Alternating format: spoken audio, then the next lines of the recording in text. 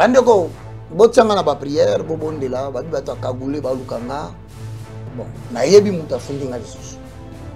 C'est un de nos aînés na limité. Nazo talé en face de ba aîné. Bozana bane. Donc, j'en avertis aujourd'hui les autorités internes et externes. Si vous apprenez que mandat doit mener bimi, procédure est déjà enclenchée. Faut pas kangayo. Au contraire, le cas bako kangote, bako sala tout. Bazu deux personnes. La sengi responsable de miap. Pardon, yo kelanga mao. Vérifier les cambo. La sengi responsable ya ane. Pardon. Vérifier. Yo kelanga mao. Tali langa di cambo. La sengi bande quoi police criminelle. Alors, il y a une question, évangéliste Roger Baka, en parlant de votre mission. Alors, je ne sais pas, faut-il arrêter avec la mission ou... Bon, maintenant, l'objectif c'est quoi? On a expliqué aux stratégies. On a mis ça dans ma cambo. N'engé mandat de comparution. C'est qu'au plus tard, 3 jours, lundi, on va précipiter. On va mettre le mandat d'amener.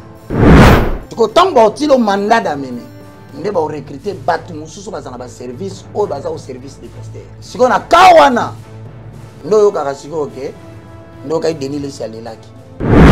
Opératrice n'a pas d'agence à l'Oba. Papa, quand tango telemi obimi, et ça lui même pas 3 minutes, batu 4 balika ni na moto, tout le monde maman ba na papier na yo oyo, ba bois qui a mon agence. Donc j'ai raté la mort le mercredi. Je ne sais pas changer mon message. C'est par ici que j'interpelle. Ba kondio ba bi que vous en a parqué. Ngana boité, vous comprenez? Na boy na ngate que faut se présenter. Mais imaginez un seul instant, et là que ça boutique déjà sans invitation. La condition est ça. Bon, ben, le local, c'est au terrain. Tout le monde est au coup de hier. Puisque le plaignant est connu, il est connu. C'est un pasteur limité. Parce qu'on a tout ni batou, n'a salié les sous ni. Réponse va passer là. Yo, aujourd'hui famille, aujourd'hui finga kaye. Anine, vas-y, on va preuve. Oui. Et croyant même qu'en justice, il aura beau dire sur les karaté et les kinde ni kanakana. Il faut vraiment ça kabaka pour passer devant la maman. Comment il veut que tu vas poto balinga sur Kinshasa. Par moment babalu qui la ranga, ba comment commentaire. Yom tebi ça biso de son Kinshasa. Talas que makambozo mona. Et la prophétie annonce que cette année avant aussi ça, d'après les frères, parmi les grands oiseaux attaqués à Mokoku, et c'est même dans le biango. Et Dieu-leur, ainsi dit le Seigneur Dieu au pasteur. Yebisa a précisé, a précisé à ma pasteur. Bon, il y a un bango, à solana ba pasteur. Pour la nuit, il y a un mot qui est pasteur en d'autres. Mais à ce temps, moi, il y a battu à Pamba. Orphelin à Pamba, notre émission va fouiller dans la rue. Quel est le commentaire? C'est ça qui est diffusé. Quel est le commentaire? Au moins, on a 300 commentaires. Loué soit le nom de l'Éternel. Tu es une bénédiction pour notre pays. Oui, je le suis pour vous. Cherchez-moi maintenant des avocats. Pourquoi pas Tokobe na pembeni to vandi to lobi bon, tali ka boza. Ce qui a solo. Tout qui diable libre. Aso opérer. Nous perdons notre temps à nous acquiser mutuellement. Pour vérifier malamu. Quand bongo nzamba pesa ki o papa na ngai. Olo salela yango sunga ba felin. Faut kanga na kufa. Funga bakanga ba ibidenga balungula nga pantalon na parana ngai papa ya bana 50 ans bakanga ngai tribunal balatinga coupé bamatinga ba ibidenga ba justifier mbongo o bato bazwa ki ba papa to kangia to kotise boloko koka ale mokimo bolo bakanga zakane lotin bakangie ba beti lokwa mwana. Et après, dans les soucis de vous informer, divertir et vous former, Nouvelle Tendance votre chaîne met à votre disposition des applications, radio et télévision. Comment installer? C'est simple. 1. Rendez-vous sur Play Store ou App Store. Tapez TVNT pour la télévision et RNTFM pour la radio. Pour répondre à vos préoccupations, contactez les bureaux. Merci pour votre acte de bienveillance. C'est compliqué, en fait, Abraham... Vérité et réalité, votre magazine, mesdames et messieurs, vous nous suivez sur Nouvelle Tendance Télévision. et Herbe Télévision. Bienvenue à ce tout nouveau numéro, comme vous le savez. Nous vous transmettons les salutations de la part de toute la grande équipe. Il y a Jordan qui est au four et au moulin. En tout cas, infiniment merci. Alors, nous allons prendre tout d'abord un élément, ce qui concerne la Fondation Ndélé au cœur de la nation, ainsi que l'orphelinat Famille du Cœur Christ Rédempteur. À travers cette opération, vous êtes sensible aux cris des détresses. Vous voulez soutenir les orphelins, les veuves, les démunis. Pensez à cette structure et certainement Dieu va tous nous bénir. Nous parlons en images et nous allons nous retrouver tout juste après.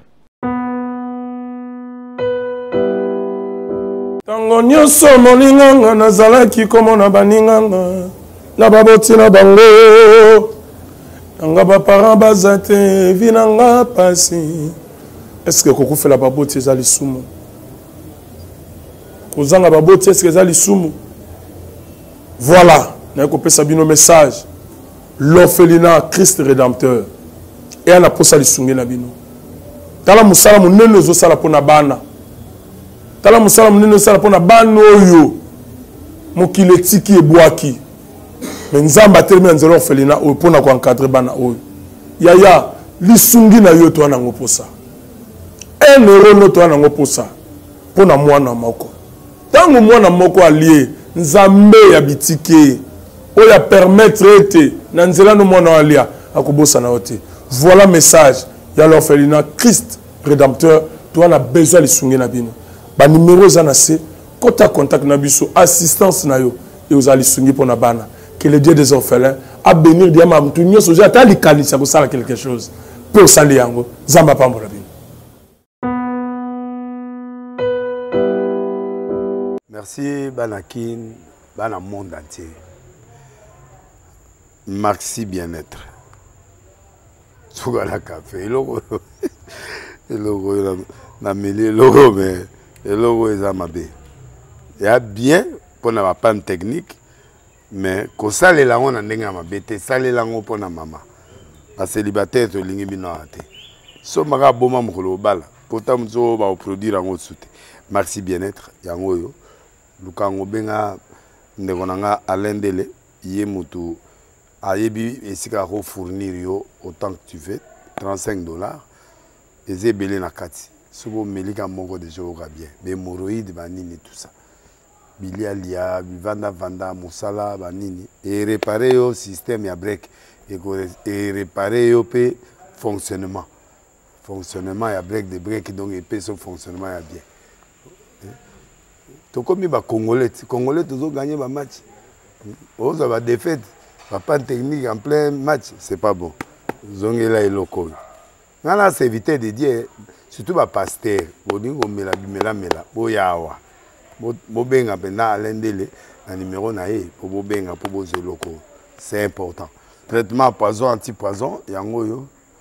Ne ba mususu mela ngo avant kende obima, o mela ngo. Ça a des jours, à tabater le loco, moi cuiré mon corps, c'est bon. Oyopé, anti-poisson. Donc, ce qu'on attend, ils ont la carte. Et l'on l'a. Alain Ndélé, Mikolo, somme. N'habité, Mindela, on va payer Bilogo, on va vous dire. Pour Bilogo, on va dire, solo, Mikolo, va tirer à poisson à toi, famille, à toi, problème, à moutouté, jalousie, car. Donc, va produire en wana, il y a anti-poison, Oyopé, anti-poison. Donc, Benga Alain Ndélé, à partir d'ahí, à Ibneni, ou à Ozouangou. Nous avons pambola bino mi batte lambo ke komi biete batwa komi na jalousie oyo tozo comprendre de souté bana mike bazo kufa mikolo bazo kufa ba otiana bana bébé ba poisson donc toujours zala nanti na ndengana ngana ndako c'est bon que Dieu vous bénisse. De retour sur ce plateau, c'est un plaisir de recevoir sur ce plateau un éminent serviteur de Dieu, le moindre de tous, le galérien, l'évangéliste Roger Baka, qui n'a plus d'air à présenter. C'était un plaisir, comme vous le savez. Beaucoup ont appelé Papa Alain Zong Sabiso, évangéliste Roger Baka. Mais lorsqu'il a quand même le temps, effectivement, il s'y donne. Et voilà, aujourd'hui, il a accepté de répondre à notre invitation.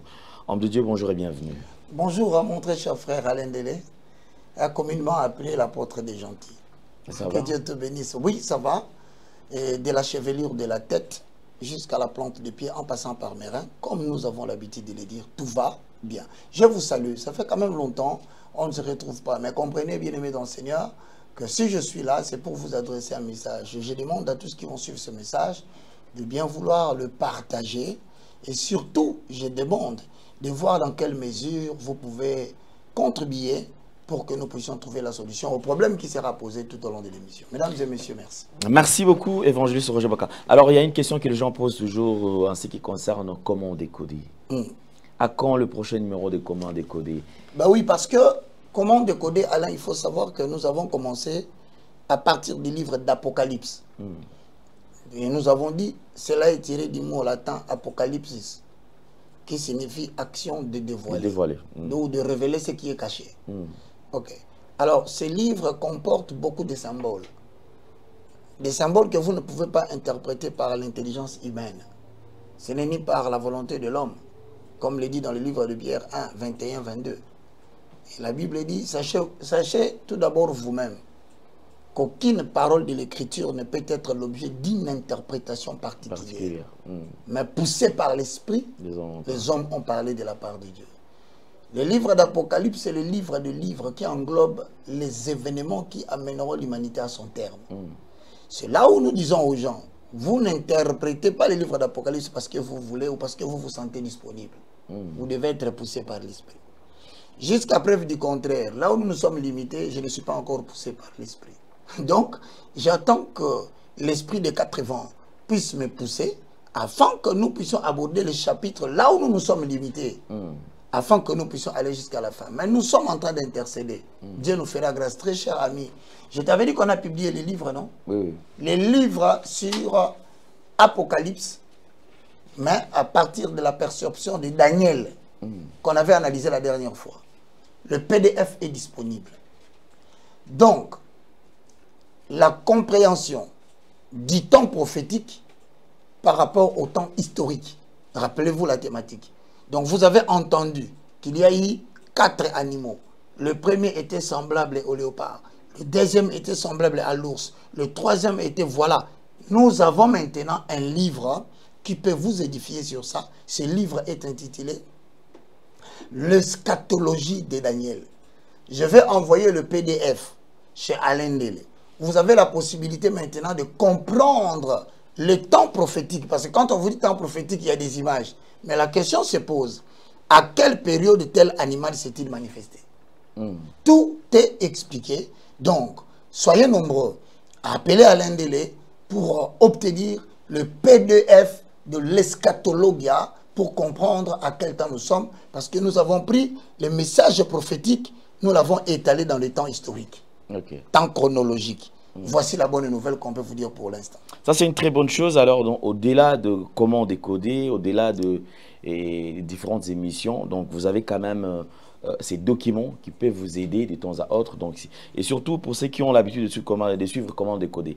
Donc, vous pouvez encore revenir sur ça tout en ayant quand même vos documents, les documents avec vous qui pourront vous accompagner et puis vous expliquer aussi. Parce qu'il y a aussi certains serviteurs de Dieu qui ont l'habitude de nous suivre. Donc, sur base de ces documents, vous pouvez également enseigner d'autres personnes. Donc, c'est une bonne chose.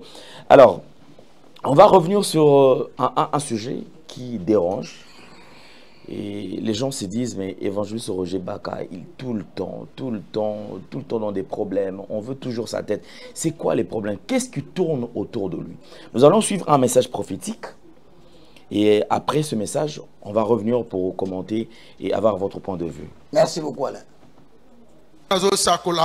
nazomona vision zamba zotalisanga tosambela penza makasi na mboka Kinshasa natuni kolo pourquoi nazomona likambo na ba église bakomelanga day plusieurs fois bazoyebisanga likambo na mpepe moko ekobeta na nzela basala ya Nzambe na kati ya Kinshasa natina ni avant no esila tokunda moko na basala na Nzambe penza makasi na kati ya mboka Kinshasa nengezofungwa melangae lezamba ebisinga basambeli bo sambela ezamoko na place atana satelemisi natina ni atelemisa ba géant bilombe évangile na côte na mboka Kinshasa nengezofungwa melangae na nzela lo sambo ndena zomona Nzambe kosunga tana zo sakola na zomona vizo batali singa pona ndeko Roger Baka nazomona d'abord atasinga za na kata immeuble moko boye azomata be escalier mais namona mati escalier porte fungami azo ascenseur amati likolo penza makasi tango amati likolo namona azo panza batol akomi komona otangami Kinshasa mobimba monde mobimba na tuni nzambe pone moni selo kola zo bisanga na bisande ko Roger Baka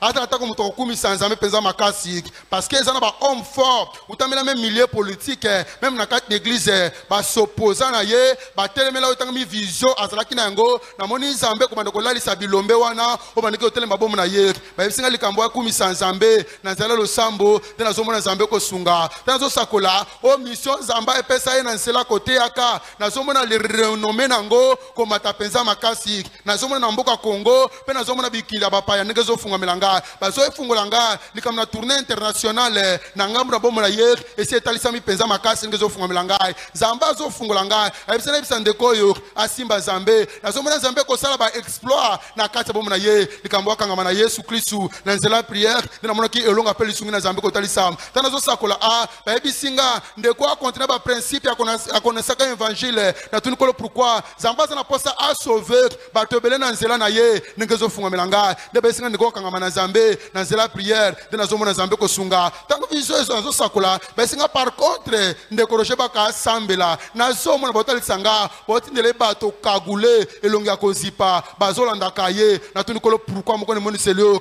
likam na plan moko ya enlèvement balekana ko enlever ye ndenge zo funga melanga mais loko se presanga zanini na zo mona zo maninga se ba plan plusieurs fois na zo mona zambe ko permettre te pelo kwa mibale likam na poison batie venango na kati na zo traye batikali kaka ba activer yango ndenge zo funga melanga kola zo funga langa likam na guérison moko miracle ezota sama na kati ndekoyo basambela na nzela prière de na zo mona elonga appelle lisungi na zambe ko talisama na mona signature ba signer kola zo funga langa asi atelemi ki a signé o etanga mi victoire ya ndekoyo asambela na nzela prière de na moni zambe ko sunga tango zo sakola besinga par contre na ndako na ye na zo mona cercueil o etanga mi molonga ni na ye ndenge zo funga melanga mais soko asambeli na zo mona victoire na zambe ko talisama balekisinga na kati na église tando zo sakola na zo mona d'abord bazo talisanga bato na nzela makolo na bango na mona ki ebele bakangaki bango ba chaîne mais tanto. Ah, merci beaucoup Jordan Panzo pour cet élément. Alors, je pense que là c'était pendant l'intercession à l'église du pasteur Voici l'homme. Bon, oui, c'est l'intercession, mais l'intercession qui concerne l'église de tous les pasteurs qui sont dans la communauté du pasteur Voici l'homme, François. Okay. Que je salue d'ailleurs, le pasteur François Moutombo. Que le Seigneur soit avec vous. Merci pour tout ce que vous faites. Alors, ils étaient en train d'intercéder. Généralement, moi, c'est comme ça. Avant que je ne sois attaqué, le Dieu de toute la terre qui m'a mandaté finit par faire sortir un message pour attirer mon attention sur un problème qui arrive. Alors, j'ai été là, ça fait 2 semaines exactement. J'ai dit bonjour et je remercie le frère qui est à Lubumbashi. Moi, j'étais là à la maison, je vois un frère qui m'envoie, mais Roger, est-ce que tu entends, il y a une intercession en direct. Une intercession qui passe pour la communauté. Mais le prophète commence à parler de toi. C'est alors qu'il m'a envoyé. Et quand je l'ai suivi, j'ai compris qu'il parlait d'un moment où Dieu voudrait maintenant me faire passer d'une étape à l'autre. Mais avant que cette étape n'arrive, il y a le combat qui... il y a une association de quelques personnes politiques associées aux serviteurs de Dieu qui vont se mélanger pour t'attaquer dans l'objectif de te ôter la vie. Il faut bien suivre la prophétie. Et non seulement de ôter la vie, mais il ajoute, il y a l'empoisonnement qui est dedans. Il ajoute, il a vu des hommes en cagoule. Donc, mais loko, et c'est pas ici le message, Zambazo la kisake, ako kwa isa, mutu ya munene wazadere li kambwana. Et ensuite, azoba kisa. Alobi komi tungisate. Zambazo linga bimiso li bandamboka. Bon, en fait, j'ai compris par là que Dieu m'avait dérangé kinga ipenza pendant un temps. Ah, bon, ngai musalo yo izaka le moto lobby problème. Ba j'ai ango banani, ba pasteur ango banani. Finalement, j'ai quand même pris le message parce que la Bible dit ne méprisez pas les prophéties. Mais il faut les examiner pour voir parce que na moni sur la carte message OK, nzamba signala kinga makambo linge bandela yo ko bangelo côté. Ngai nzambe na yo na permettre mutumo munene ya musala nzambe asangani peut-être ba pour ba sala yo mabe mais yebaka na sina lobeli yo kina olongisa. Donc je retiens ça et je crois que bato ba Hollande biso ba comprendre pourquoi tout ce message. Ça c'est important, mais je crois que effectivement que l'Église prie quand même pour l'évangéliste Roger Baka. Comme vous savez, il vous a toujours soutenu et c'est aussi une phase qui demande quand même que nous puissions aussi le soutenir et que ces plans puissent échouer. Mais on se pose la question, juste ça c'est le premier élément. Le deuxième élément qui m'a plus dérangé, choqué, c'est maintenant les comparutions en fait. Voilà. Je me pose la question là, voilà, le mandat est là. Donc je vois mandat de comparution, article voilà, 15 du Code de procédure pénale. Pouvoir judiciaire, parquet de grande instance de Kinshasa Gombe. Voilà. RMP, donc déjà, barre 45 pro 21 basse. Pro justicia, mandat de comparution, article 15 du Code de procédure pénale. Nous, officiers du ministère public, près du tribunal de grande instance de Kinshasa Gombe, mandons M. Roger Baka, résident à Kinshasa dans la commune de Gitambo sur l'avenue Kimvula, numéro 43, quartier Vélodrome, de comparaître devant nous à notre cabinet 6 au palais de justice, au local 10, ce vendredi 10 mai 2025 à 14h30, pour y être entendu sur le fait infractionné, fonctionnel lui imputé, et lui faisant savoir que faute de ce faire, il sera contraint conformément à la loi. À l'effet de quoi nous avons signé le présent mandat. Tout le monde a ça. Fait à Kinshasa, à notre cabinet 29-2025, officier du ministère public, Douba Moïse Héritier, substitut du procureur de la République. Donc on a la mouine à Tongo Bouye, on a sali. J'ai eu un mandat pareil l'année passée. Quand Bouye a la mouine à Tongo. Ngayoyo, nazaka nanga agence nanga de transfert de fonds. Western Union na maniga. Musala na salaka, j'ai produit de l'argent là. Na ibambonga mutute, na asima ba fonction de l'état té. Na zape na parti politique té. Na zape membre ya rébellion té. Na bandi na pasi ya batu ba moninga film nigérian bien aimé dans les seigneurs na RTAE. Tout le monde connaît mes débuts. Il y a vie à passion to moni kolongwa rabare o matama koloti na ipene na ke ko interpréter film pas général Soni Kafuta na ko interpréter bona banzala nanga na zongi titi nzamba okelinga mawati ndinga na RTG na bundi ngai ko mwana ya mama bazateka kama sango atanga na ete nazo bunda na olesa baleki titi akufi na ye na silisi ko sala musala pas pasteur Soni que je remercie vraiment na ke papa président Pius Mbaye Mukala que je salue na travailler na silisi na bimi na bandi siko ministère ya dénonciation des œuvres mortes, c'est-à-dire que sur base ya ba version en pesa yo nzamba ebisenga na silisi musala na yo siko na kocho na musala mususu. Mon frère, quand on a la souffrance, on a tout le monde. J'ai été dans le solo.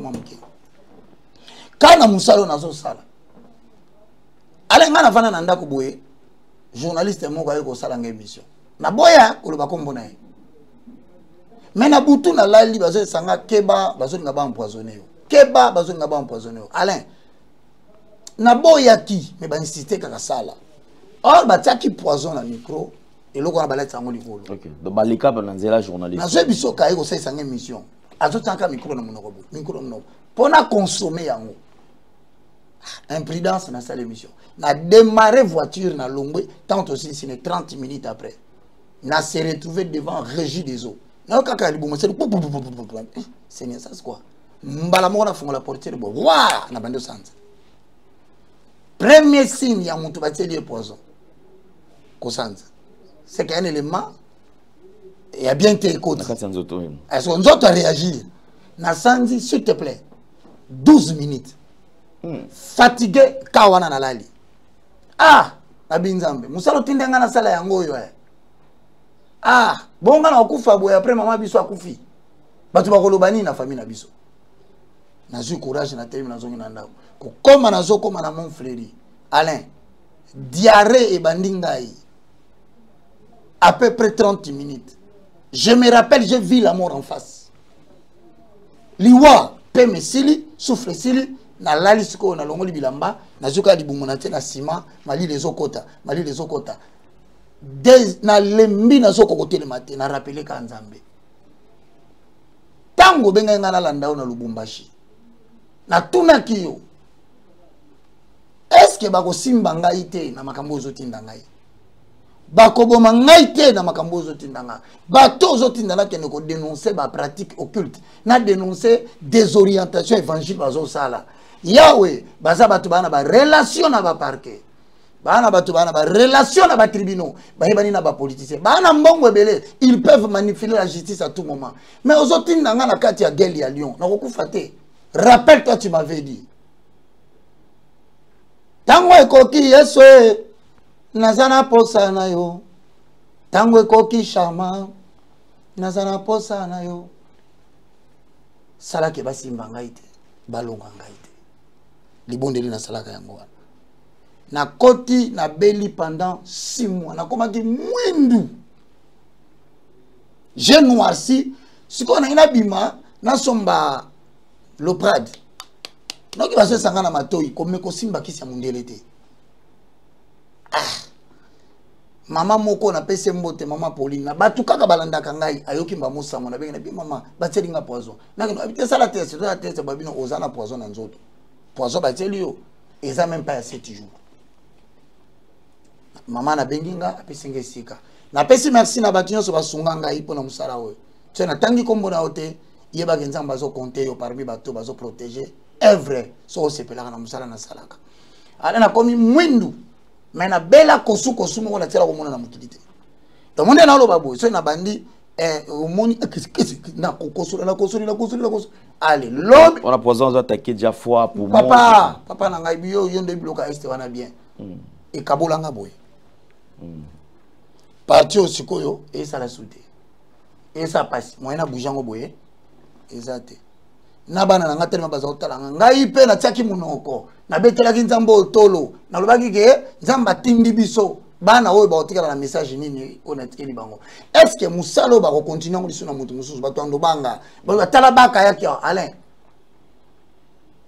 na koti na douche na zano na pota makasi ya liwa mama biso pota wani zanam na zolo la kana douche na lamuki na bondeli na zolo na douche na lamuki na bondeli 6 mois na musalo yo ngai baka nazo sala nazo mwasi ya mutu te na botola ndako ya mutu te na sala rebellion te kaka na ndenge na decidaki ke na kobonga na Kinshasa na ndenga normal pona pesa ba jeune mususu courage ya kolanda nzela nzambe bande konanga 6 mois plus tard na yoki bien votre Dieu m'avait guéri na melaki kisi a poisonté.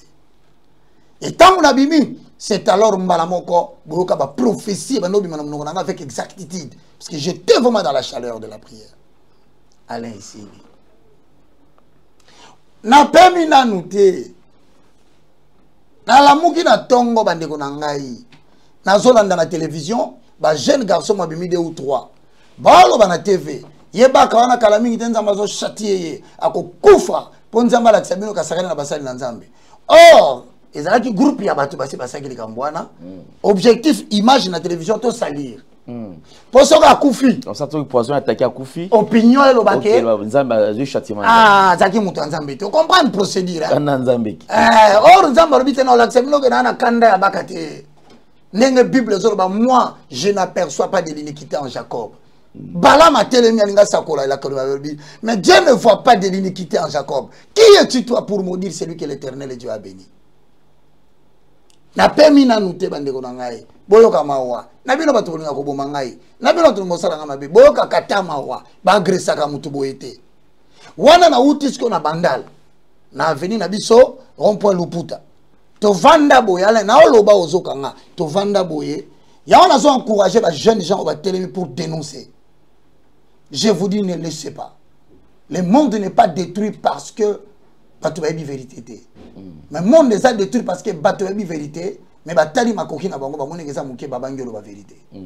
Je crois que si le pasteur Oboza est élevé en dignité, vous allez vous décider de nous finir par votre argent, par vos relations. Je signale que vous n'aurez aucun trophée. parce qu'Alain Moloto est mort, vous n'avez pas eu de trophée. Dieu suscitera toujours des gens. Mais quant à moi, je peux vous rassurer une chose. Je ne mourrai pas, je vivrai. Je raconterai toujours le merveille de l'Éternel. Alain Ngayo na beto lisolo, na vandi ba elingai mutoye na 19h 20h. Na kwa wana kaka ya rond-point Luputa. Rond-point Luputa, parce que chaîne ezalaka. To fani na batu, to moni mutuka moko ye noir. Mutu wana zotuna. Roger Bakazaka. Ngana kati ya batu. Batu na bisi kuna. Est-ce que Azali? Batu na bisi, oh papa. Ozo lukaye pourquoi? Alain, nazolo bana yo ngai, na mona GP. Nga, GP na mabo wa muta civil. Yo moko za présent. Nga wana. Mais yazo mona oti. Mais ebi ngai te posi tona kata mulili. Na ebi si bango ah, mais tolo banika ke naza. Na merci ozo lukanga pourquoi? Akiti na mutuka na ye. Alobi nanga soki yo otiki na pasteur na bisote. Tale longi nanga bien. Ngai, na olali se bembelo na mabele. Na olobawa, je parle devant les autorités politiques. Parce qu'insécurité comme qu'on s'est développé dans Mboka Mikolo yo, apparemment est tindinga na loba parce que si vous apprenez que mutumoka beta ki baka masasi, tout en sachant que je ne mourrai pas, comprenez que na leka qui n'a averti ça kibino. Alobi nanga ngwana bimi akei. Ba problème est bandi. Ça dit que ceux qui na yé na chaîne, naza na balabala ba obenganga par régisseur. Frère Roger Zawapi, na binaza telle place. Abi ko koma na chaîne te. Na tune pourquoi? Abeza mutuka moko plaque d'immatriculation matadi. Biso ezalaka 01. Kinshasa. Mais mutuka neza IST plaque d'immatriculation matadi 10. Ba eti pa ya coiffeur ou ezaka en face na biso bakoso kwa ba katasuki. Mais tant ba katasuki, mutu katasuki azotu na ah papa, oza soda ya tunye pona nini? Aba c'est la moni bere. Nde bala tabere. Abina mona nde trace mo ya nina mutu na bisete na soda te. Mbala mo katuni Roger Bakazala kawe. Alala kawe. Ya tuni pona nini? Habité na zotu na kaka. Est-ce que azana kati? Abise ah papa, ngana za quoi faire? Ba makambo zotu na ngayo. Ala ba trakanga yi pendant 3 mois. Makamuna oloba wa tozana guerre na Kinshasa te. Mais ngana o vivre guerre. Sona tangeli binu makambo. Moutali bosso batangela kinga combattant tout ça de banquette. C'est un pasteur. Élevé en dignité. En collaboration avec une autorité, il y a Bandal. Na collaboration, il y a autorité moko, il y a ville, il y a Kinshasa. Avec un monsieur Azalaki au gradé de la justice. Bah, ça langa dibo, qu'est-ce que la vie c'est avocat nanga, que no mona mutu wana Bandal tunaye, na sali bino nini. Akako tuna yoka réponse mutu ya Bandal azo bisi, kende ko bisa baka wana. Tout roto lingele liboke moko abata malibe la place ça. Mais on moka nini mutu azo sa ilanzambe. Après si référence biblique, on va contredire. Il y a à peine une référence biblique. Alain Eleki. Nzamba batelingai. Na pesi merci na boba bonde la rapona ngai. Parce qu'on a tout naka. Ceux qui n'ont pas faux serviteur de Dieu, pourquoi cherchez-vous à m'éliminer? Parce que je suis faux. Bande konangai. Yoka kolela mwana ya motezo utana motema utipe na am. Na na mboka na biso, na za mboka mpayate. Nde makambo ezo sala melanga. Et s'il était na kote na ndako na lali 3h du matin mikoleleki ka mukie na olota ndoto batu baye ebele désordre bimi na veni na vandaka na kimi na moto na lamuki 2h40 quelques de minutes na bite bitumbeza lelo ah wana na uti sukolo ba makambu na digital ya ndeko moko boye kaka limité na fongoli fenêtre na 3h na tala na 4h na moni batu balati d'abord ba veste noire na ba chemise. Ça signifie que batu mo ba koluka bakanganga ba o tourner ka libanda na ngawana ba o tourner na boaki misuli boso na moni ba teni ya ba policier na moni pick-up moko petit moko azala kana sokola ka mituka atalinga na 7 ans azotala tala abenginga episenga vie bazo luka yo bakanga yo. Ah, Seigneur Jésus. Oh, mboka nini to yoko vanda. Pourquoi tininga mission na mboko yo? Oh, mboka nini bakonzi bazali me, bazako boma batu na moi, olo bayango ata appareil judiciaire moko kipete. Apparemment, basi basomba justice. Yo sandeni parce que même Konzambo kolobaki la justice du Congo est malade. Alain a bandi ko bunda na bondeli zamba bisinga yi déplacé. Je refuse de dire comment ça s'est passé na Longwe. 7 heures juste. Bazali na katanda ko bakoti babuka. Po na butuer na ye garçon moko ko bisanga. Affaire Roger Limbisanga na zo benga mutu na téléphone na ozo été. Parce que repé sanga méga unité la benga. C'était ça l'erreur que j'avais commis et j'ai tiré la leçon. Quand vous rentrez chez vous, vous croisez des gens devant votre parcelle et qu'ils vous demandent les numéros de téléphone, ne donnez pas. Même s'il n'a pris de crédit, il veut signaler soit aux criminels, soit aux assassins, soit aux gens qui ne corrompent pas la justice, qui coopérer na butuana. Nabimawana, votre Dieu, n'appelle sous merci. Oh, vous sambelaka, n'appelle si peu bande comme au Conseil national de sécurité. Merci, un papa qui est pasteur, il m'avait aidé. Ne na échappé na likambo wana. Ala esilité ngai mwana ya batu. Mutazanga mutakolobela na mboka. Tout ce que le pays veut, ngai balela ngai bakunda ngai. C'est tout ce que le pasteur Rebine bazoluka. Ngana kufa kaka. Baka fwa kufa. Mais est-ce que nani lisusu alukelinga problème oyo ya manda oyo. Bande konanga. Année passée, kaka ba lettre ozomona oyo. Na la muki sans invitation. Na yebi kutu problème ité. Na zaka la mathématique 3 et lukelanga ba problème. Ya liboso problématique ya succession. Ya bana ya ba pasteur ne bazozo église ba koma pasteur na sima ba papa na bango mais bato ba vandaki na ba pasteur ba vandaki ba kolaki ba teaki na bango ba tie bango pembeni. C'est une bêtise prédication avec des références publiques sans toucher individuellement quelqu'un. Lobi na ofona zo mandat. Deuxième problème, tellement na boyi likambu ya père spirituel. Au lieu de luka ba référence tout ça ba débat. Et comme kaka le cola ba pasteur ba comme la ba relation makasi. Je dis bien faites attention.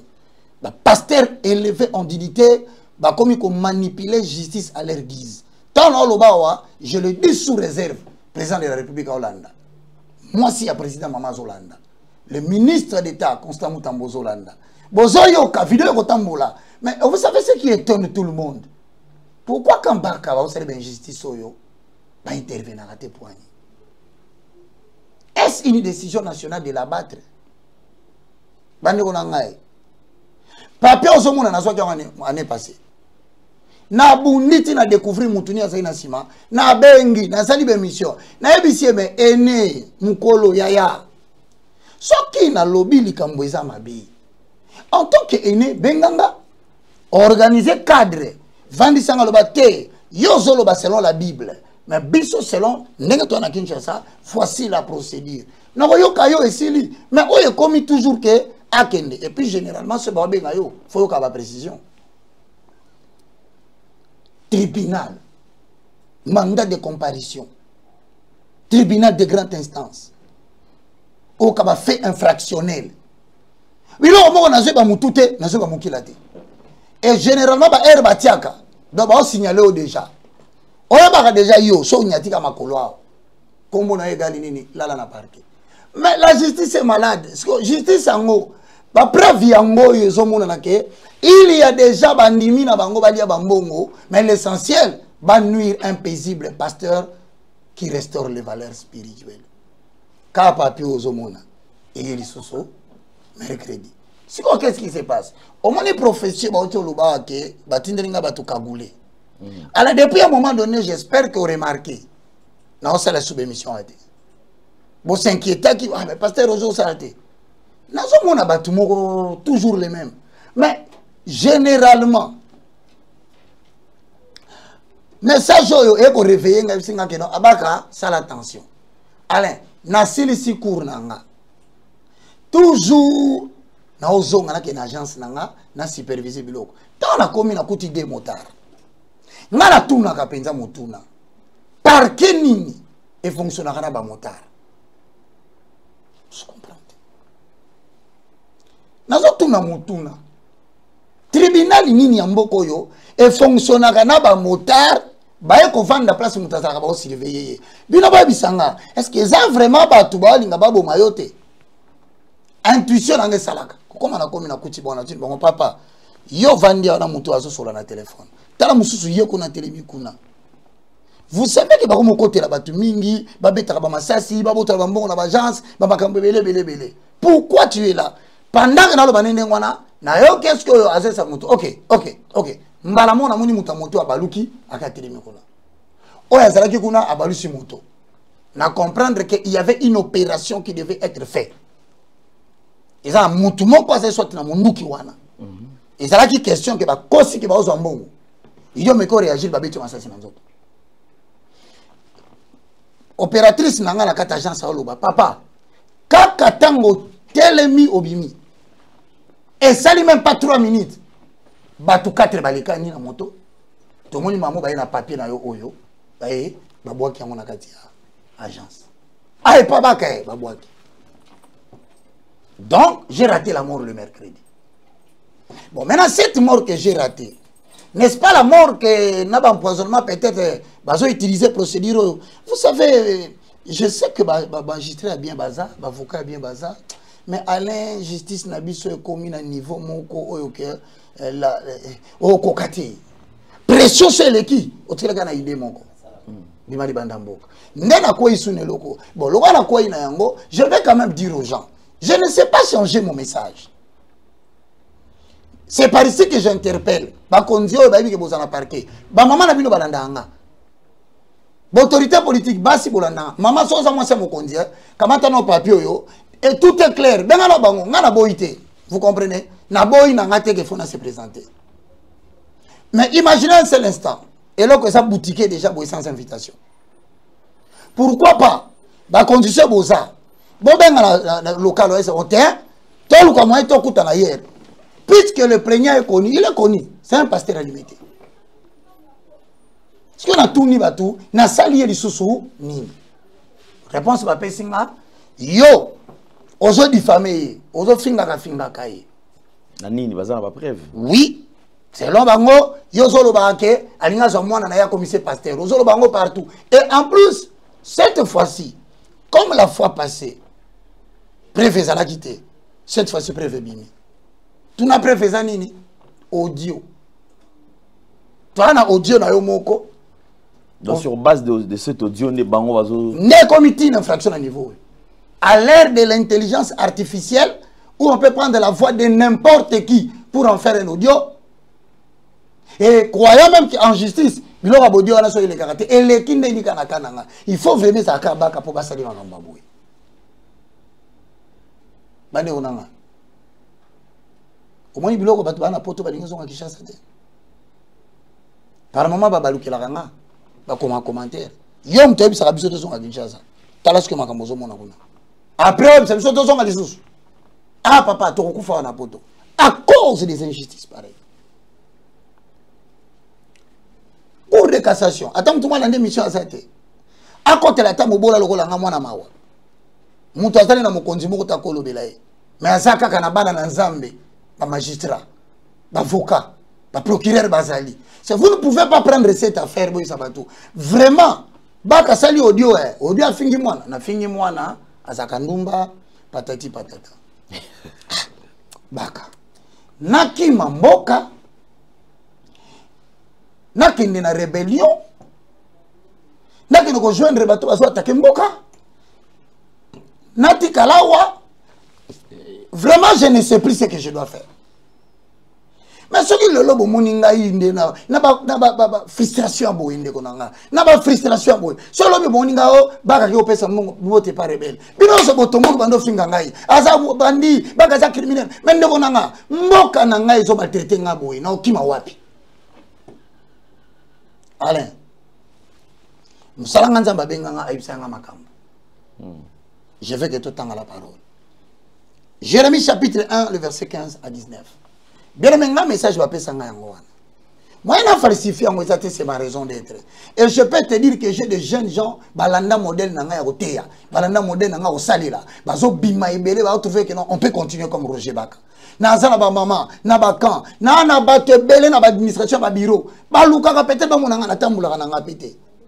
Mais bon Dieu, frères et sœurs dans le Seigneur, venez me tuer pendant que tout le monde voit. au lieu de chercher un bureau pour me faire entrer, m'arrêter, m'envoyer en prison, m'empoisonner en prison, que je meure en prison, que mon cadavre soit plairé au stade. Non, venez carrément le faire aussi au vu de tout le monde. Jérémie. Jérémie chapitre 1er, versets 15 à 16. Car voici, je vais appeler toutes les familles du royaume du nord, dit le Seigneur, et elles viendront et mettront chacune son trône à l'entrée des portes de Jérusalem. Et contre toutes ces murailles, tout autour. Donc, Sam Jérémie, que na obengela yo ba famille na ba royaume du nord. On comprend. Ba pasteur tong ba siliki la kanga. Ezanga na benga ba monte bata la télévision. Mais ça maintenant le ba vanda na te vota la jugement ni na ina lo bilo na nzela muno wabaka. Tanga papa. Et contre toute ville de Juda. Et je prononcerai mes jugements contre eux à cause de toute leur malice, parce qu'ils m'ont abandonné et ont brûlé de l'encens à d'autres dieux. Ça veut dire en d'autres termes, ici Dieu dit à Jérémie quoi? Bato yon atinda ki bate ya ba abandonné maloba nanga. Parce que non seulement ba tikinga izambe ba te il fallait bater ya, mais ba comme ko pesa encens na banzambe mususu. Autrement dit ba koti na ba pratique occulte. Oh les autres gênés bango tangu yozo loba. À chaque fois que toi tu dis que ba koti ya pratique occulte ba sili kaka. Mais ce n'est pas Jérémie qui parle. C'est Dieu qui l'envoie. Ézéchiel chapitre 3, le verset 17 au verset 20. Ézéchiel 3, le verset 17 au verset 20. Ézéchiel chapitre 3, 17, 18. Fils d'homme, je t'ai établi sentinelle sur la maison d'Israël. C'est-à-dire que on a quatre Israël, le quoi la mouton a sinzili. Donc au-delà de Éphésiens 4, 11 à 12, où est un ministère majoritairement connu, au-delà de ministère minoritairement connu, 1 Corinthiens chapitre 12, le verset 28 au verset 29, Dieu a des gens qu'il n'appelle pas ministre de l'évangile, mais qu'il appelle sentinelle. Bango ye moka ponaka bango, pasteur moka tiaka bango azate. Bango omona molimo côté lié kaka, ye wana bandi bitumba, il part en guerre contre toutes les personnes qui outragent la parole de l'Éternel. On les appelle des sentinelles.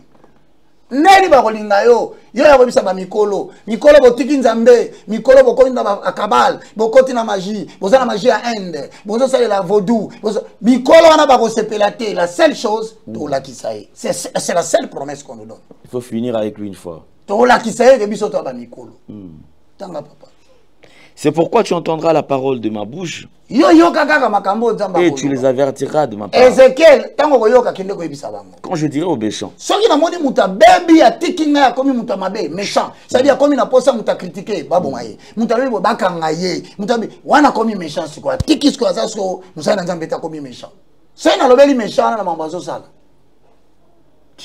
tu mourras sûrement et que tu ne l'auras pas averti.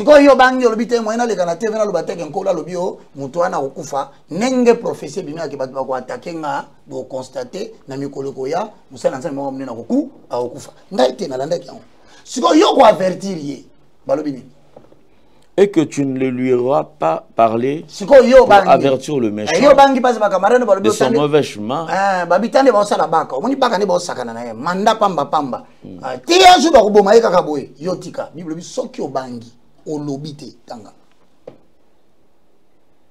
Afin de sauver sa vie. Afin de sauver sa vie. Ces méchants-là mourra dans son iniquité. Sa certitude mathématique. Peu importe la hauteur de son élévation, il va mourir. Et la prophétie annonce que cette année, avant aussi ça, d'après le frère, parmi les grands oiseaux attaqués, et c'est même dans le bien.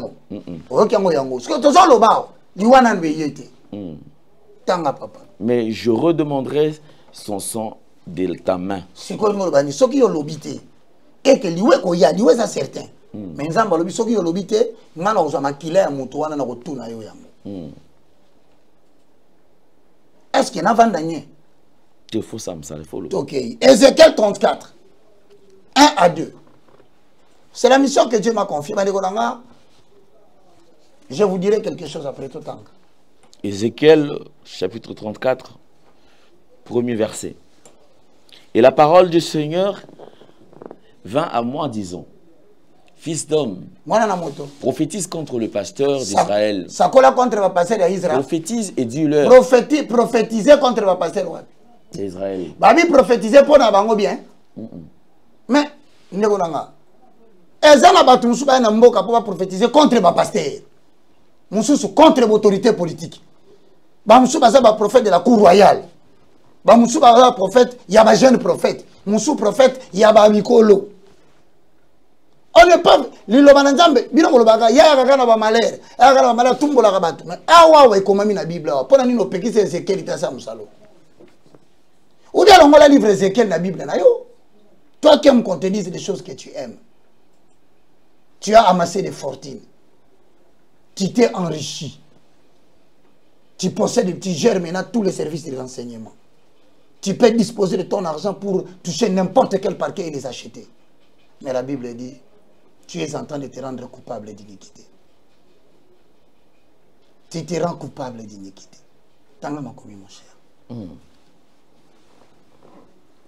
Et dis-leur, ainsi dit le Seigneur Dieu au pasteur. Yebisa a précisé, allez, a précisé à pasteur. Bon, il y a un bango, a solana ba pasteur ne. Pour nini yemo kwa kiko bisa pasteur ne ndoto te. Mais a zotinda mwana ya batu ya pamba. Orphelin ya pamba e. Oh oui, mbaka nakatenia. Nani ako salisa ngai. Nakomaki imitelenga no mutamolango pipa. Pola ngai esilaki. Vinanga mawa. Vinanga problème. Nasali mokili yango nini. Pona mona mpasi ya boye.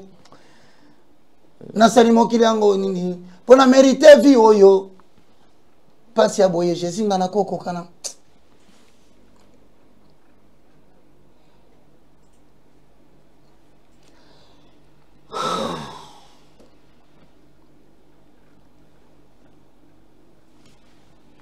Lis les Écritures. Ça fait partie de notre ministère. Vas-y. On continue. Ézéchiel. Et dis-leur ainsi, dit le Seigneur Dieu au pasteur. Malheur aux pasteurs d'Israël qui ne nourrissent qu'eux-mêmes. Les pasteurs ne doivent-ils pas nourrir les troupeaux? Est-ce que vous avez l'église maman ya bato na ba capital kaka 3000 francs. Vous constatez. Même l'interprète, même les modérateurs, il n'a rien apporté comme chaussure. Vous ne constatez pas. Mais bino bozoli ya bino moko Alain. Papa totanga makomi. Oui, vous mangez la graisse et vous vous habillez de la laine. Vous tuez ce qui est engraissé, mais vous ne nourrissez pas le troupeau. Tokoba. 2. Vous n'avez pas fortifié le faible. Donc, bato balemba, baye tonga papa, mutazan de l'autre côté. Aye, bozuye suna 4000 francs na ye ateka kama kaswek. Yaye côté ke bandaka na 20h. Akata ngo na 21h. Capital 10 000 francs. Bozuye ngo lisusu. Vous n'avez pas non plus guéri les malades. Pourquoi? Pour vous voir. C'est toute une cérémonie.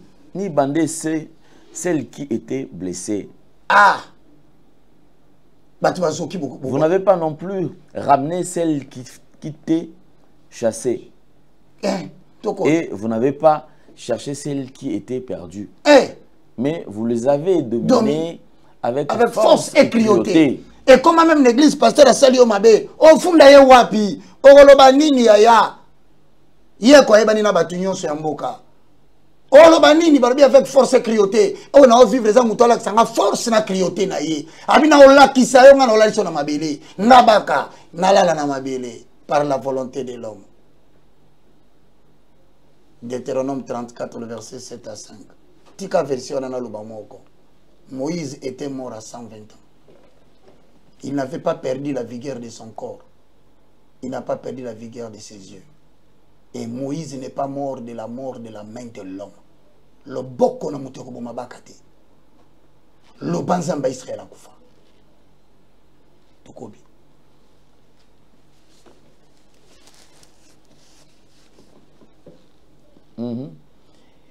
Et elles ont été dispersées parce qu'il n'y avait pas de pasteur.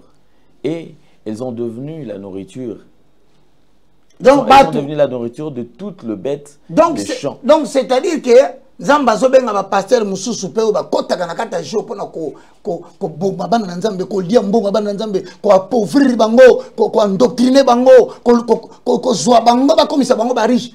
Ezanga ite yango ekomani yao. Tiko tanga tiko 6 à 10. Ndaite papa na ko changer Bible ndeni je ne saurais pas modifier les écritures bande konanga bolimbisa ngai. Mes brebis ont été errantées sur toute le montagne. Bakomi ya kopalangana ozomona mutu lelo assemblée na première ri. Lobby ake na troisième. Azoko kate solution ezante. Lobby azongi na nani na bandal. Bandal a kokite a changé 14 églises n'est-ce pas il y a une année. Nani a prêté attention, il est devenu errant. Et sur chaque haute colline, oui, mon troupeau a été dispersé. Zamba zole la Nicolo, bampate na mazera kopalangana, na kata mabele ba panzani. Et personne qui le rechercha. Et il y a eu personne qui le rechercha. Et qui s'en en qui? Où ils sont en qui? C'est pourquoi vous, pasteurs, écoutez la parole du Seigneur. Je suis vivant, dit le Seigneur Dieu, parce que mon troupeau est devenu une proie et mon troupeau est devenu la nourriture de toutes les bêtes de champ, parce qu'il n'y avait pas de pasteurs. Mes pasteurs n'ont pas recherché mes brebis, mais le pasteur se sont nourris eux-mêmes et n'ont pas nourri mon troupeau. C'est pourquoi, ô vous, pasteurs, entendez la parole du Seigneur. Ainsi dit le Seigneur Dieu, voici, j'en vais à ce pasteur et je redemanderai mon troupeau de leurs mains.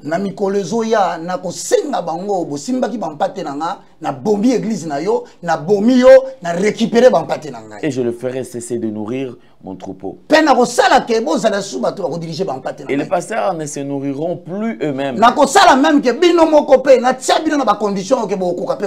je délivrerai mes brebis de leur bouche, afin qu'elles ne leur servent plus de nourriture. Car ainsi dit le Seigneur Dieu, voici, je rechercherai mes brebis et je m'enquêterai.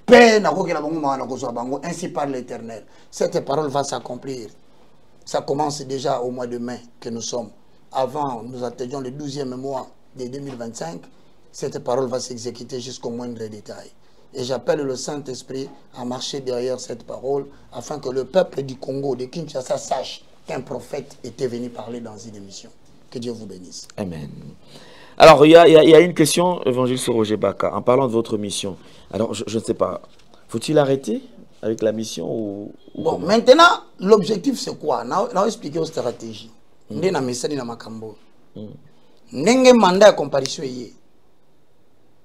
C'est que au plus tard, 3 jours lundi, bah au précipité, bah mis le mandat d'amener. Mandat d'amener. Ok. Si que tant que le mandat d'amener, on va recruter battu mususu dans un service ou au service des pasteurs. Basangana déjà comme ça, Bavimisa siko plainte si on a kawana no karasiko ok no kai denile sialelaki bakoti nanda ko bakoni ko lukayo partout. Bon, maintenant le problème c'est quoi? Le mandat peut-être bazo utiliser tant monsieur Zali a visé ten registre tout comme bako côté lope babeti on ça sokufi babini nio isaki bisote. Donc, j'en avertis aujourd'hui les autorités internes et externes. Si vous apprenez que le mandat d'amener Bimi, procédure est déjà enclenchée. Faut pas kangayo. Au contraire, le cas bako kangote, bako sala tout. Bajoui 2 personnes. Na sengi responsable ya demi-ap. Pardon, yo kelanga mawa. Vérifier les cambo. Na sengi responsable ya aner. Pardon, vérifier. Yokelanga mawa talelanga likambo na sengi bande ko police criminelle na sengi ba konzi ba colonel ba pasteur bozebele ba généraux bo vanda penza kimia botalaka serviteur de Dieu lokola bino ba komo sakana na mais vous êtes là. Qui sait si Dieu vous avez suscité na ba structure oyo pour défendre les faibles que nous sommes. C'est comme ça que nous connaissons Esther. Ce qui de l'eau commis peut mener à roi. Au vendu kuna. C'est pourquoi on se rappelle que les juifs fani bakufa. Ko kanisate que lelo ce que vendu nie biso to périr. Yo ozakimi esiki ozakona. Na sengi ba généraux ba colonel. Na sengi ba procureur chrétien. Na sengi ba avocat chrétien. Na sengi ba pasteur ba zona na vérité. Allez-vous vous taire encore une menace de plus? Vous me voyez, moi, avec mon éducation, aller insulter quelqu'un, na audio, à l'ère de l'intelligence artificielle, où on peut imiter la voix de n'importe qui et en faire une infraction. Est-ce que d'abord ça tient debout? Non, changez. Pour le message, non, changez. Je vais vous aider. Je vais vous offrir l'occasion de démontrer votre force financière. Mais le peuple verra comment vous allez m'abattre dans la ville. Émission, diffusant après ma mort. Mais je vous rappelle, si Dieu est vivant, moi je ne mourrai pas. Moutouma koka kakote lema à défendre la cause nanga. Acte des Apôtres chapitre 26. Le verset 16 au verset 20. Acte 26. Bandeko, botsanga na ba prière, bobondela, ba bibata kagule ba lukanga. Bon, na yebi muta fundi nga lisusu. C'est un de nos aînés na limité. Mais nous autres allés en face de ba aînés. Aux aranabanes, lobby aux alate. Makasi nyoso nzamba pesi o lelo za po bundisa bisote. Génération montante. Aîné, un jour, tu ne seras pas là. Nabandeli. Un jour, makasi kola pesi aussi là. Aîné, quel sera le sort de tes enfants si nous restons vivants? Il faut toujours penser à ça. Rien n'est éternel. Totangi. Acte 26, 16. Mais lève-toi, tiens-toi sur tes pieds, car voici pourquoi je te suis apparu. Pour faire de toi un ministre et un témoin. Ce sont les messages qu'il m'a adressés. Tant pour ces choses que tu as vues, que des choses pour lesquelles je t'apparaîtrai. 17. En te délivrant du peuple et des gentils, vers lequel je t'envoie maintenant. Ok. Pour ouvrir leurs yeux. Donc, na musala na ngale na fongola batumi. Miso. Et ngai so sali di kambo eza biblique té. Na oya sur base de ce qui est écrit. Posons des fonds. Des fonds. Afalons le rouleau. Si c'est le débat eza mamba Bible. Yo pe yaka les gars na plateau, ça la débat contradictoire. Et comme il n'engani ne tiki ba verset, et comme to no côté na kati ya parquet à grande instance. To côté ya banani kuna. Même la Bible sur la question vous avez différent. Beaucoup nous vendent na bino, ce n'est pas bien pour que nous s'exposer devant les païens. Et l'oko nini na bomi mutute. Et l'oko nini oyo ntoma okolimbisate. Bikamuni ne kosala inane akanda na motema mutu. Ane passé au tiki, ane ozongeli. Eh! Non, c'est pas possible. Tanga makomi papa. Et qui se tourne de ténèbres à la lumière et de la puissance de Satan à Dieu, afin qu'il puisse recevoir le pardon des péchés et l'héritage de ceux qui sont sanctifiés, par la foi qui est en moi. Sur quoi, ô roi Agrippa, je n'ai pas été désobéissant à la vision céleste. Naba berbi parmi les messages qu'on a pensé, alors mon message nanga, ouvrir les yeux des gens. Quand on la mise, c'est ça quand on a beaucoup na fongla bon misu boité. Et ça là na yeli bango makomi. Batanga kango. Lumière et écriture. Mais na yeli bango et lumière la complémentarité. Tant que tu as tala ngolo bi ozana. Ndete émission ba fongela ngawe. Que nous la ba commentaire. Et ça qui diffusé ah. Que tu la ba commentaire au moins na 300 commentaires. Ba ba ozana. Loué soit le nom de l'Éternel. Tu es une bénédiction pour notre pays. Oui, je le suis pour vous. Cherchez-moi maintenant des avocats. Oui. Envoyez-moi des moyens. Appelez vos grands frères, vos mamans, vos oncles qui sont au parquet, aux grandes instances. Dites-leur, celui qui défend la vérité est encore dans les trous. Il y a Daniel. baliba bomae na opesa numéro de téléphone so moni mo été yangwane za wana so moni mo été bengana tindelo yango na copie bokende ko tunela nga kuna est-ce que il faut kaka ngai na kende na biro bakanga nga po bato basepela pourquoi pas toko benga na pembeni to vandi to lobi bon tali ka boza boy so qui a solo parce que moi je n'ai aucun voice na tkala ko lobana mutu ka mande ngwana et je ne pense pas qu'aujourd'hui mutu akoko se permettre à lobake voice à telle personne avec l'intelligence artificielle. Personne. Bazo imiter ba voix ya batu. Bazo sengisa ba voix ya batu. Na même no ozondi maté, oki bina voix na yo. Même longi na yo obina jobina noté. Obina noté. Na mona bazo photo ya mukonzi na mboka oyo bakonzi. Na moni mukonzi azobeta plonge. Et c'est là qui caro comme mai kabasele koya na mai. Mais mukonzi koya na mai. Na moni na bakonzi mususu ya opposition. Ba la kisa bango azolela. Alela ki na émission babite les intelligence artificielle. Neonanga. Oh nga monotanga pona silisa. Matthieu chapitre 24. Le verset 8. Tout cela ne sera que le commencement des douleurs. Alors on vous livrera au tourment et l'on vous fera mourir. Et vous serez haïs de toutes les nations à cause de mon nom. Alors aussi plusieurs succomberont et ils se trahiront. Ils se haïront les uns les autres. Pasteur Azofunda, pasteur na tribunal. Totiki diable libre. Azo opéré. Nous perdons notre temps à nous accuser mutuellement. Vous vérifiez malamu. Quand bongo nzamba pesa kiyo papa nangai. Olo salela yango sunga ba ofélin. Et comme il y a relaxé sabatu que non, tu maîtrises les parquets, tu maîtrises les tribunaux, tu maîtrises tout. Et ce qui me fait mal bande ko nanga tribunal. Tant on se t'a kombo ya Roger Baka na makambo. Zonga tananda kutuna mama obi Roger Baka. Mama betolo di solo ya mwana mobali yo nanzala a interpréter ki ba film Nigeria bo sepelaki. Mwana mobali ya pasi a sala ki be mission bolobaki nzamba za munene. Tout le monde a dit papa cet homme là n'a rien fait de mal.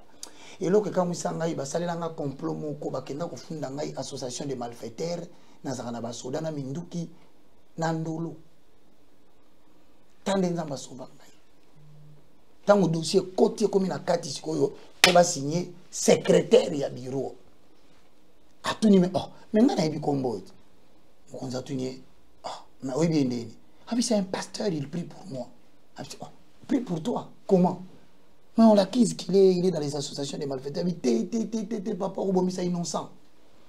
Moi, je suis mobali moko malamu apesa battu son bote na bana ya 3 ans. Asa kana problème na mutu te ba sili kele pa ba pasteur à Congo po abanda ko telemela bango. Mutu wana si afandi na anti-chambre zo isa battu na ye. Ouais na zo déjà signature na mokonzi to ko lokota e lobby. Nzambo ya bikisanga na makambo ya ko bikisanga suna oyo. Mais alors, on va chuter, mais peut-être la toute dernière préoccupation et question en même temps. Évangéliste Roger Baka, si ces problèmes concernent l'Église, pourquoi ces problèmes ne se règlent pas à l'Église alors? Bon, je ne sais pas. En tout cas, moi, avec tout le respect, j'ai sollicité des aînés. Yangoyo, na bengaki pasteur François Moutongo, na ébissé pasteur. Le problème dans je ne veux pas commencer à répondre. Parce que si on parle des audios, j'ai des gens qui ont aussi des audios. Il y a battu l'église de Fundinga. Pour la nyongo ya mbongo na $2700. Il y a la caméra à pesa dans l'église. Aya qui pas nangai. Alors binanga na ina sa l'émission, na ina dévoilé Thomas. Nani alobinto malam comme mangana makambo wana te ote bazana biloko na ngai il a dit junior olandana alobi na nga tanga kombo na nga po nga na ozela na bimamboko maltraitance basali nga na koti kasho na ndimaki te so ina bimimboko oyo na osambisa bango na internet makasi mabite to réparer na kamati téléphone na nga na yebisi talaka notoriété à bateau avant ou attaquer bango pour bakamboza mohameke ça représente quoi la monnaie ya mutu monena wana ale na bengi j'ai l'audio on ngana salaki j'ai le message o ngana salaki na ozela audio na balobi na ngawa ne garçon na lobi na ngabi oh ngai na lobaki teke yo muto tindinga ngai kutu na zosa bango muto azo pekisa ngai na loba makamna bino TV c'est l'évangéliste Roger Baka bien aimé na pekisi mutu na bomeli mutu moto makambo esili na kanisa iba comprendre peut-être que non ah mais garçon azana biso problème etali bangote foka ngana kufa funga bakanga ba imilinga balungola nga pantalon na parana ngai papa ya bana 50 ans bakanga ngai tribunal balati nga coupé ba matinga ba imilinga ba justifier mbongo o bato bazwa ki ba papa to kangia to kotise boloko koka ale mokimo bolo ba bakanga za kanelo rotin ba kangie ba beti lokwa mwana moki et après vous allez avoir quoi Alain avec tout le respect na silisi na bengi pasteur Sony Kafuta recommande il est en voyage alobi nanga OK nazoya mais to régler les kamwana à l'église c'est un papa. Ah mais oui, si c'est un papa, est-ce qu'il peut traduire son fils en justice? Na sengi sagesse na. Na bengi l'évêque Ejibaya Mapia que je salue. Na sengi sagesse na ye na bi boyedenga église yo kisami soni mingi ba ka ba passer ba swana ka ba na ba tribunaux ba se kabiso. Surtout ngai mutu ko la ngai na ko tuna na ko sona na yaya limité to vandi boyeta to zo ça l'échange papa. To banandini. Tango yo zo te ya ngana okoma. Eriozo beta di sula maté à parole de Dieu ngai nazaki fanatique nazokoma na ko samba lelo na mutonga nazaki modèle ah non je le ferai pas na bengi Guy Daniel na bengi l'évêque Guy Olangi nani na bengi tipona bisa bango to qui s'église sonité to luka moyen si a parlé to réparer ango eleka. Si c'est faisable, oui. Si ce n'est pas faisable, ok. Le reste, c'est Dieu, c'est comment nous allons nous comporter. Mais au moins, il y a frustration. Il y a une justice. Il y a utilisé la puissance financière pour manipuler la justice, manipuler le militaire. Nous avons un soukanango, nous avons un jeune qui est en rébellion. Nous avons un jeune qui est en rébellion. Nous avons un public qui est occupé de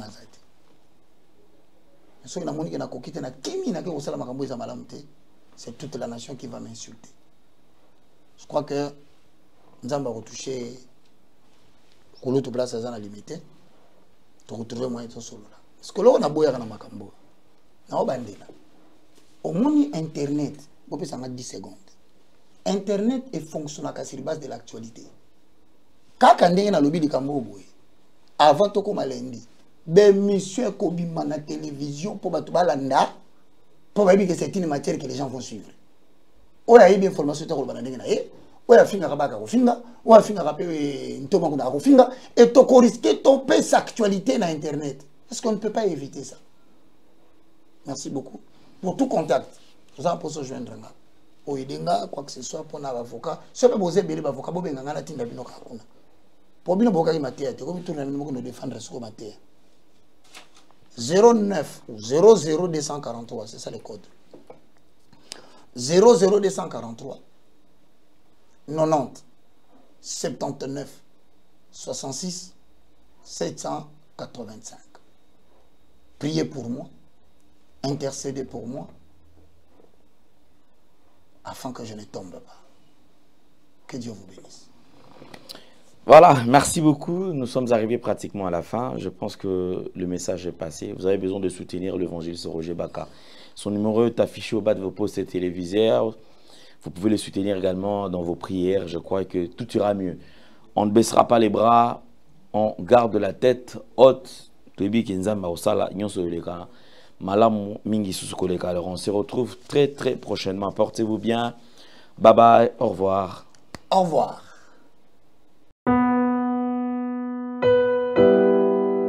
Tango nyonso molinganga nazalaki komona baninganga na baboti na bango nanga baparent baza te vinanga pasi est-ce que kokufela baboti eza lisumu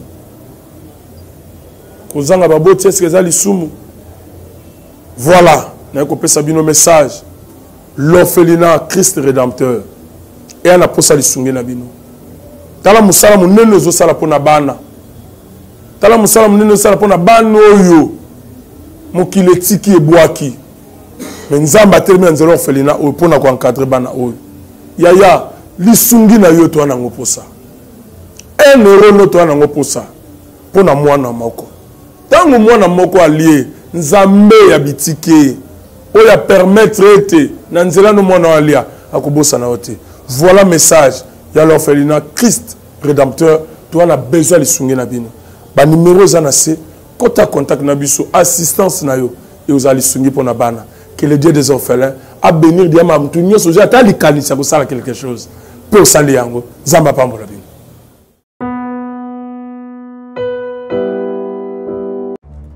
Dans les soucis de vous informer, divertir et vous former, Nouvelle Tendance votre chaîne met à votre disposition des applications radio et télévision. Comment installer? C'est simple. 1. Rendez-vous sur Play Store ou App Store, tapez TVNT pour la télévision et RNTFM pour la radio. Pour répondre à vos préoccupations, contactez les bureaux. Merci pour votre acte de bienveillance. C'est compliqué, en fait, Abraham...